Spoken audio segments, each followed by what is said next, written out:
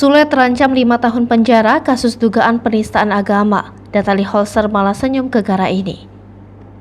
Sebelumnya, Sule diketahui sedang kena masalah dugaan penistaan agama. Sule kembali menjadi perhatian antara diduga melakukan penistaan agama. Bahkan karena ulahnya, Sule dilaporkan ke pihak berwajib dan terancam 5 tahun penjara. Hal ini berawal saat Sule menjadi bintang tamu di YouTube milik Budi Dalton dan Mang Saswi beberapa waktu lalu.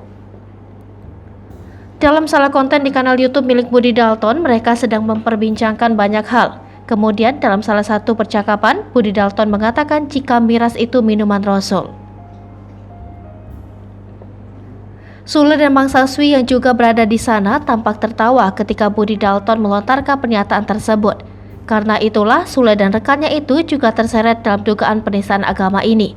Ketiganya dikenakan pasal penyebaran informasi yang menyebabkan rasa kebencian dengan ancaman hukuman pidana di atas 5 tahun. Sementara itu, Natalie Holzer seakan tak mengambil pusing dengan kasus yang menyeret mantan suaminya itu. Natalie bahkan tampak ceria dalam sebuah video yang ia unggah di akun Instagram miliknya.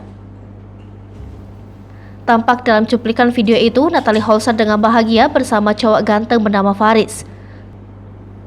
Tampak ia senyum tipis saat Faris menyuap Azam Ardiansyah Sutisna. Keromantisan antara Natalie dan Faris pun terpancar. Netizen pun salah fokus serta kesemsem dengan tingkah cowok yang lagi hangat dekat dengan mantan istri Sule itu. Bukan itu saja, netizen juga membandingkan mantan suami Natalie Holzer dengan pria tersebut.